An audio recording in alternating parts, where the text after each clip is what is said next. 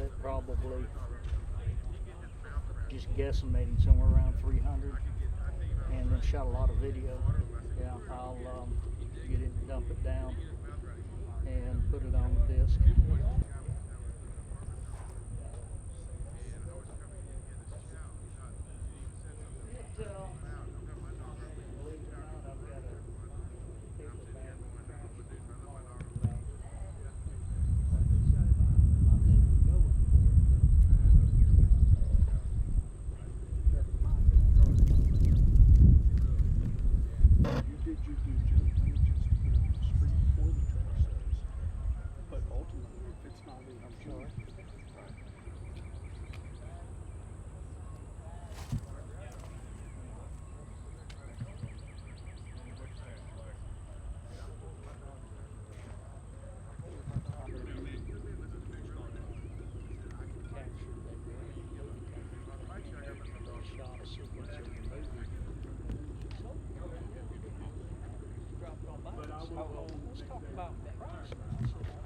First of all, your name?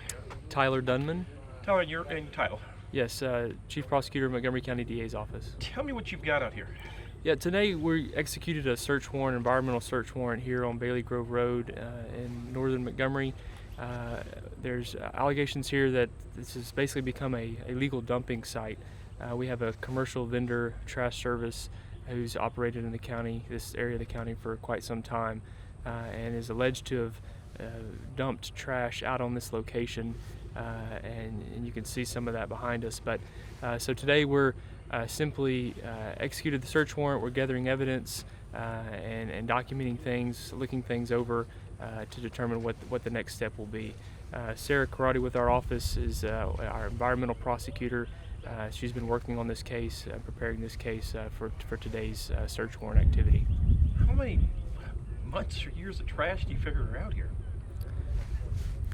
We have a previous case from this location from 2004 that we have been able to find documentation of. Outside of that, we're not sure. We've been looking at what we have here. We're going to start looking into where they have services and what volumes we could expect to be coming from that. Now, is this a full-fledged trash service, or is it just one of these fly-by with trailer type deal? My understanding is it is a full-service trash company, that they are incorporated as a trash service. And just bringing it out here instead of going to the landfills? We don't know that, Scott. That's part of what we're trying to figure out. Obviously, common sense would probably answer that to a certain degree, but we're going to be investigating that to know exactly what the process has been so far. Okay. Sarah, your name again? My name is Sarah Karati. And spell your last name? Corradi. Okay. Tyler, what would happen now in something like this? Well, obviously, what's the next step, basically? Yeah, so we're going to be evaluating things, getting a full understanding of what's going on. Obviously, if someone is dumping trash to this volume on a piece of property, that's illegal, as common sense would tell you. It's also illegal to burn trash on a piece of property. Those are criminal violations, anywhere from misdemeanor to felony offenses, and so that's what we're looking at in an investigation like this, to determine what criminal charges might be appropriate, if any. Who is the owner of this property? We can't say that at this point, but we have identified the owner, and they've been cooperative today in helping us do our job. Now, is the owner also the trash service? Put it this way: does the owner of this own the company also? That's something we're working to determine exactly how the ownership works and who's operating the company. Okay, quite a few of these trucks look like they're inoperative also.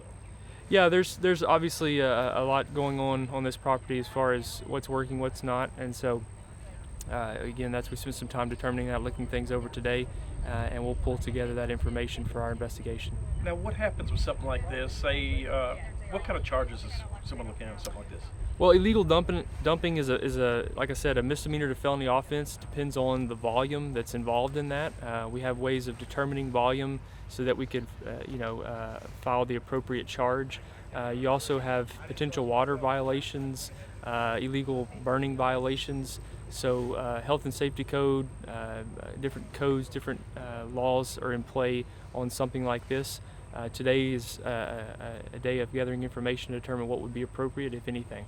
Now, could something like this, if it gets tied up in court, could this stuff just lay out here, or could it be ordered to be cleaned up?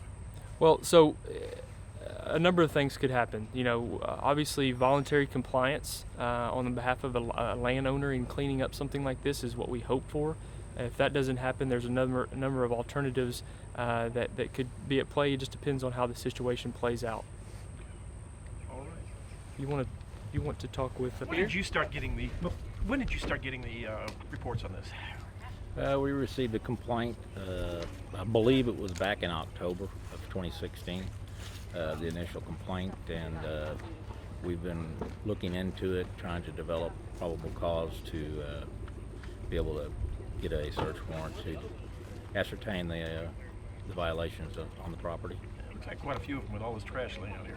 Well, it's determined by volume, and that's one of the purposes for the search warrant, was so that we can come out here, access the property, and assess the volume of the solid waste that was on premises. Any guesses at how much is out here? I really don't have a guess. It's quite a bit. At this point in time, I couldn't even ballpark it. Okay. And your name again?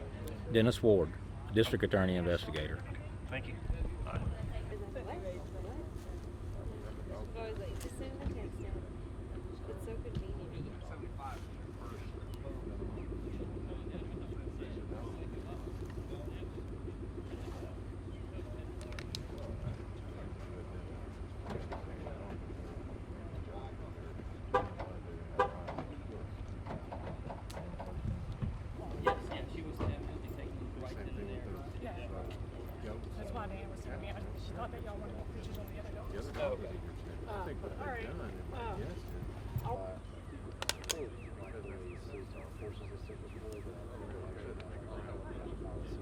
Instead of figuring out something that would work for both of them.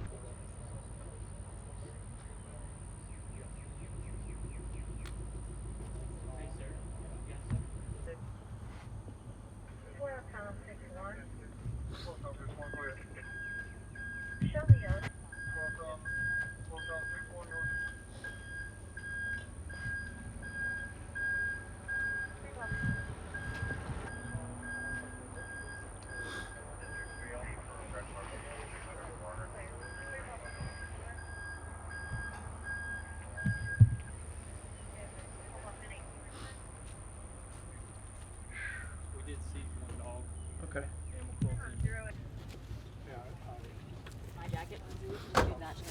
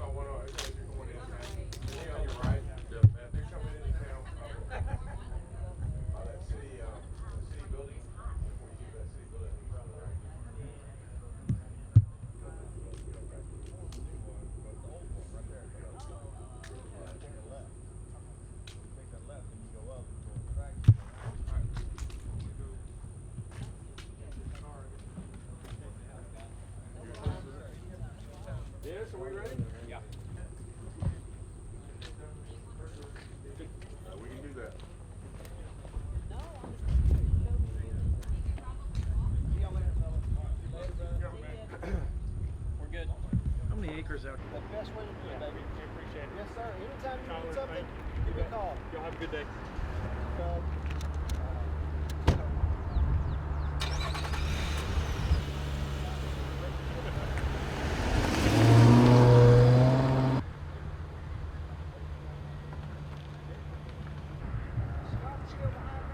Come on.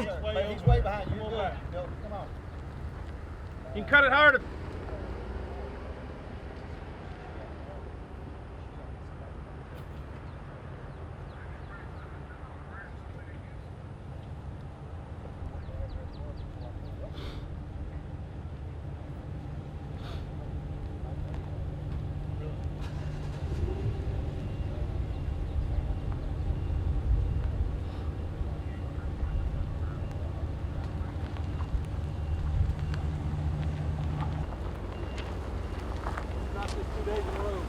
Yeah, I know it.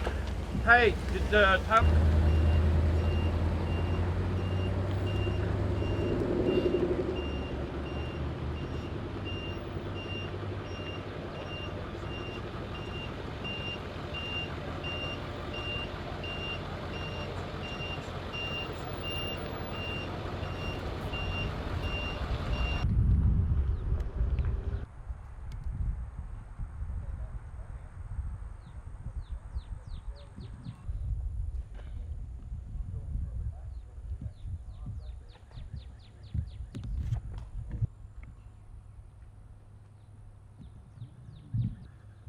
You understand where I'm coming from? Oh yeah, yeah. Hang on.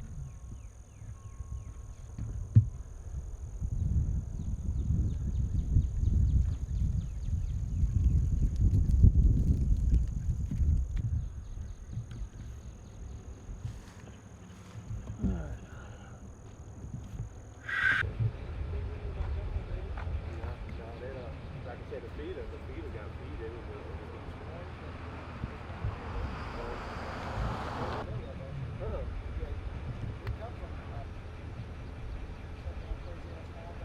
What?